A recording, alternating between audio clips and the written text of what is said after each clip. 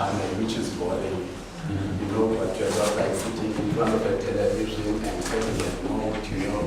and we are watching and we see the dance, it's boring, there are no moves, and we've got the power in our hand, to change the channel, but really, we really don't change the channel. And I think, and maybe that this is a manifesto, that says people still believe more in state power than popular power, or probably then people really does not really understand in terms of what do we mean by popular power, because people, I guess, then they are still of that view that change will only come through voting, and I guess that is also a perception which has been promoted as well, by political parties. I remember, one of the meetings that took place at the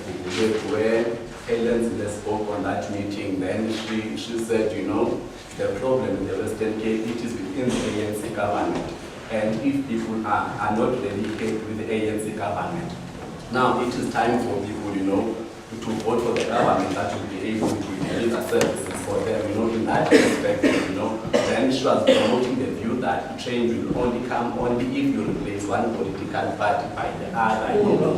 forgetting, to say, well, doing that, we are just like replacing a driver of the same bus, which is a bus that goes still to the same direction,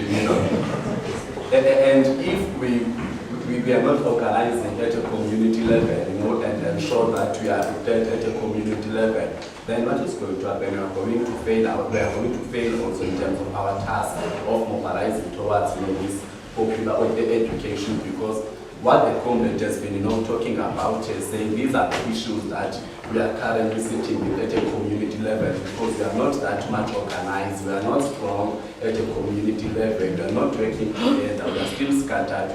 Then we're facing with evictions, then we find out it's only 2 or 4 people that come and defend those evictions. And once we are also defeated in our task, to defend the evictions, then we will also begin to lose hope, to lose trust in our movement, and our movements becomes weaker. So I guess then, as Comrade Anele rightly said that, the Egyptians, have paid for South Africans, and, also as people that are coming from the ground, and also as, community leaders, and for that task to ensure that we are prepared at the community level to defeat the system. In conclusion, I would like to say power to the people.